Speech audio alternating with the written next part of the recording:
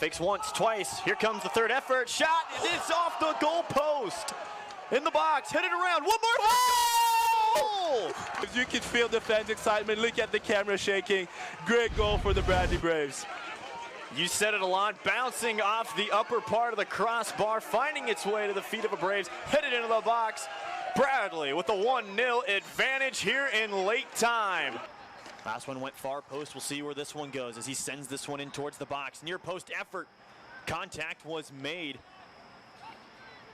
Loyola still playing around inside the box. Headed around. Blocked. One more shot on the way. Blocked again. Bradley trying to clear it out of their own end. Battle for the ball inside the 6-yard box is finally sent away. Be a right-footed effort. Cutting action towards the box. This one will go that way. Far post. Headed in the air. Logan goes down. Down goes a Brave. Becerra loads up the right foot and puts it in again. And that is going to count. That is going to count for Becerra. Yari will take the second corner kick of the night for the Bears. Towards the 6-yard box. On the ground and on goal. Battle for the ball being ping-ponged around. Bradley still battling for it. And Logan finally sends it out of play. Kian Yari. Charge on goal to Jesus Barea. Back to Yari. And a poor touch, but instead the officials will call a foul. Kian Yari will be one of two Bears back to take the kick. The Braves trying to match up in the box. Each team blessed with a lot of height. However, the Braves not blessed with experience. Meanwhile, Missouri State, one of the older teams in the MVC. Kian Yari will line this one up. It's a 9-man wall for Bradley. Yari will take it, shot on the way, and it's a goal for Missouri State. Plays it off to Quasi Boateng.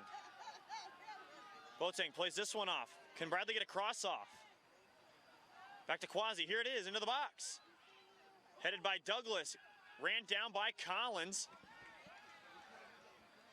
Collins able to continue play here. Jared Sinev, dicing in. Right-footed cross into the box for Bradley. And then again, it's Michael Creek coming to the rescue of the Bears. Great play by Bradley to maintain possession in the midfield. That'll get the home crowd brewing. Plays it off again. Quasi cross into the box towards the back post. And just over the head, and it'll be looks like a goal kick to Michael Creek. Jake Schofstall, number 4 in white, comes in for Bradley. Eric Cadis checks out. Here come the Braves, the long throw in. Headed around into the box. And just wide, no Brave was home with 1:33 to go.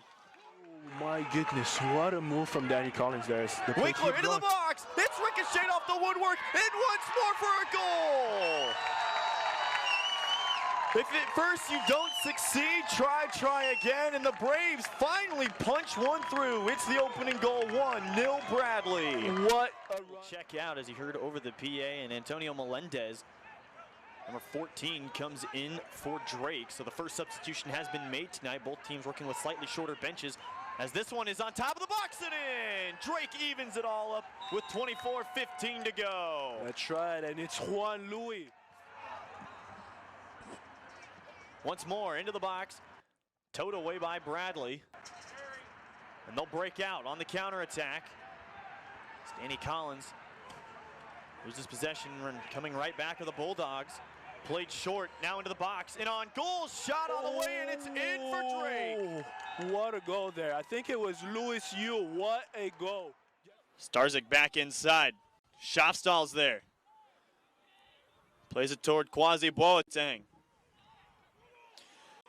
Now to Rogalski, chips it ahead. Starzyk's in on goal again. Can he do it once more? To the backside, and it's just missed. Bryce Logan, the man between the pipes for the Braves, ready for play whistle. Here's the approach, shot on the way, and it's sniped in for a goal! And the Aces have leveled the game at 1. Now Sineviv fakes inside, splits 2, back to Starzyk. Starzyk's shot, it's a goal! Camden Starzyk with the 2-1 leader over Evansville! What a shot!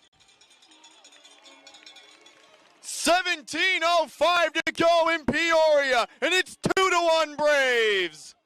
Checking into the game for the Pirates is 15 Hudson Andrews and Colin Hawkins, number 23.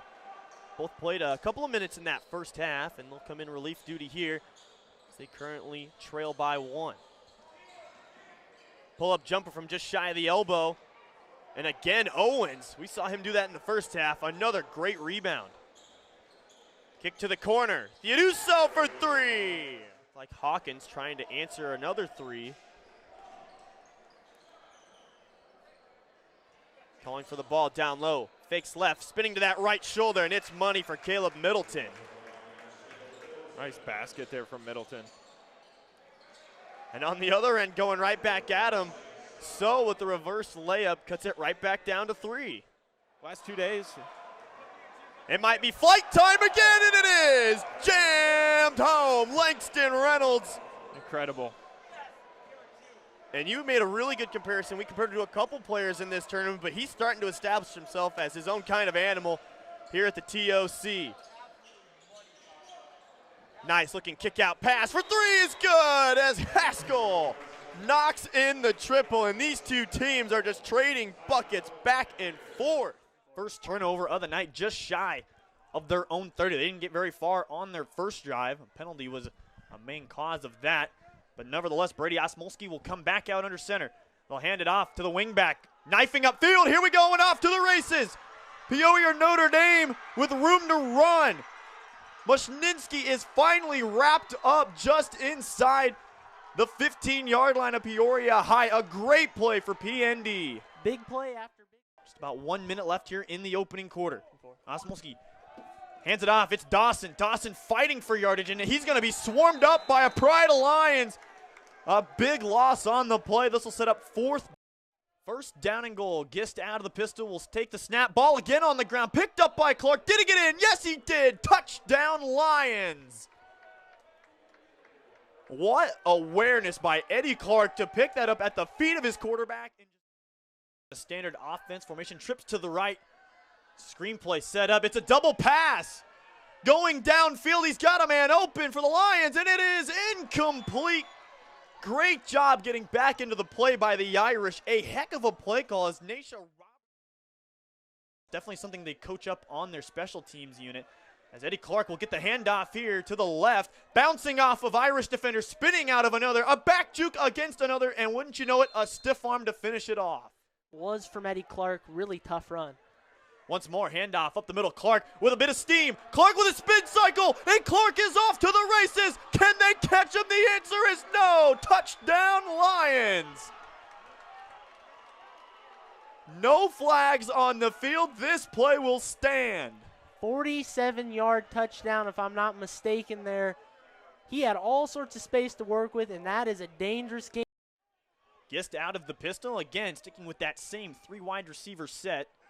Send a man in motion. Handoff towards us here in the booth on the sideline and sprung in it free. Here go the Lions again. Another 50-yard plus touchdown for Peoria High. Daytrick Pollard off to the races, and see you later. Well, we're talking about Eddie Clark so much. Daytrick Pollard has also been huge in this. Elward under center, takes a snap. Backside handoff, Alex Osmolski jukes to the right. Osmolski is gone. Touchdown, Irish. Huge play. The Osmolskis have been coming up huge today. We have a drone. That's a balloon. It looks like Gavin from balloon. Senior Night. We got a rogue balloon out I there. thought it was a drone at first. Not exactly sure at first what that was, but it is a balloon. Yeah, so, of course, we know number 3 worn by none other than Mr. Eddie Clark, the senior running back. 35-32 ball game, led by the Peoria Notre Dame Irish. And Elward has come in and commanded the show here in the 4th. This is a kickoff that'll sail past the 20 and die right at the 16. This has got to be returned.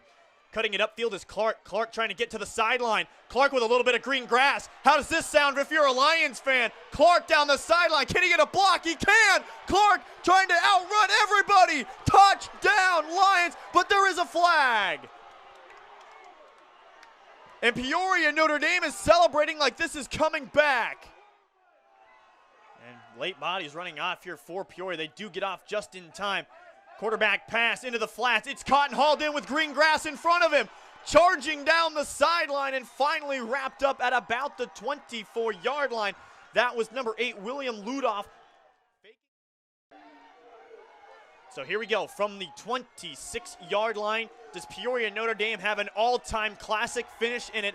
Elward, one of the 2 senior quarterbacks, will take the snap. Fakes the handoff. It's a pass, wanting to unload one. Under duress, finally lets it go, and it is caught with room to run. It's lured. Finally strung down is William Ludolph. Both Peoria native schools rise to their feet as P&D with 3 wide receivers into the near boundary. 9 seconds on the clock. Elward shouting out the audible.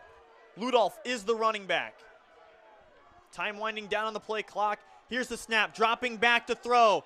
Going long, down the far side, man open, incomplete. And looked like some of it a hold, and that is the game. And that's the game, you're right, Kevin. The clock will hit 0, and Peoria Notre Dame watches as one sails over the head of their far wide receiver, and the Peoria High Lions celebrate, storming the field. Players falling to the turf in what was an all-timer between these two. Absolutely incredible. I mean, obviously the lack of a scoreboard is going to throw everybody off with the timing and whatnot. Seriously, just a classic game. And this is going to come down to the wire, Joey. This game is everything we thought it could have been. We need to reset. Hearts pounding out of our chests. 13 6/10 of a second left on the clock. Essentially call it 13.5 seconds left to play. Washington down 7, 21-14. The ball is at the 10-yard line. But it is not a 1st and goal. It's 2nd and 1. They've got to get to the 9-yard line. 5 wide receivers and no one in the backfield with the quarterback, Noah Burlett. Burlett dropping back. He's going to air one up to Mapson. Mapson makes the catch in the end zone. Isaac Mapson in the end zone, and Washington could tie or take the lead with 8 2/10 of a second left. We've got to send that in to get Moss. Our boy Randy Moss is going to love this catch. Holy cow, in 2.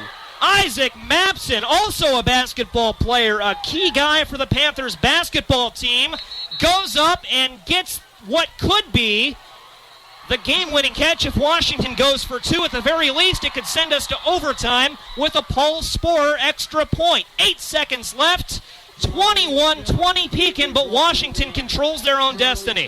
What a throw and trust in the wide receiver. That's double coverage, Joey. He had a man in the check down area. If you wanted it in the flat, wouldn't maybe necessarily have gotten in. But, I mean, you just throw it up and you give your wide receivers and playmakers a chance. And Mapson, holy cow. We talked about holding wide for aggressive catch with, Bo earlier in this game. But how about Mapson just climbing the ladder, snatching it out of the air, and just staring down the 2 Pekin Dragons like, yeah, that just happened. How would you best describe that? It's a little fade route, kind of the end zone, kind of got to the corner, had 2 defensive backs on him, goes up and makes the catch. Not quite the fade route. I mean, because he kind of turned around like he wanted the curl, like they were setting up the hook and ladder again. But instead, it just kind of carried him back, a little back pedal to try and find the ball. And he went up with 2 hands and got it. And looks like they are going to set up for the 2-point try, Joey. They're going to go for this. Washington's going to go for 2 and the win on the road. 8 seconds left. 4 wide receivers. Thomas Borges lines up with Noah Burlett, and Pekin wants a timeout. Doug Nutter jumping up and down, pleading for a timeout. He's got 2 left, and he takes 1 there. I'm not sure if this makes Washington rethink it. I do like the idea on the road going for 2, maybe not so much at home when you've got the home field advantage, but here's the road warrior Washington lining up, and maybe they've got something up their sleeve that they haven't shown yet in this game. A lot of their play calls have been similar on this drive. As Pekin keyed in on that, and is Washington banking on that for this 2-point call if they stick with it. And all maybe 150, 200 of them that have come out from Washington will have a great look at the 2-point conversion. Panthers bringing the offense back out with 8 seconds left. Yeah, they've got to like the situation, what they saw against Pekin here. Maybe something similar, but this ball has got to get to the end zone. You can't risk being tackled short. 21-20. Washington's going to go for the win. 8 seconds left, 4 wide receivers, and Thomas Borges lined up next to Noah Burlett. It goes to Borges in the flat, and Borges connect, and Noah Burlett finds Borges for what could be the win. What an out route. It's a similar play call, Joey. They stare down the left side of the field. I thought the throw was going to be wide, able to corral it with a late bobble, extends for the pylon. And here we go, Joey Wright, 22-21. Washington has clawed all the way back. 22-21 Panthers, and Cody, I initially was with you. I thought Borges was going to drop it. He bobbled it as he snuck into the flat and looked for the pylon, was able to haul it back into his body and sneak into the corner, and that could be the game winner for Washington.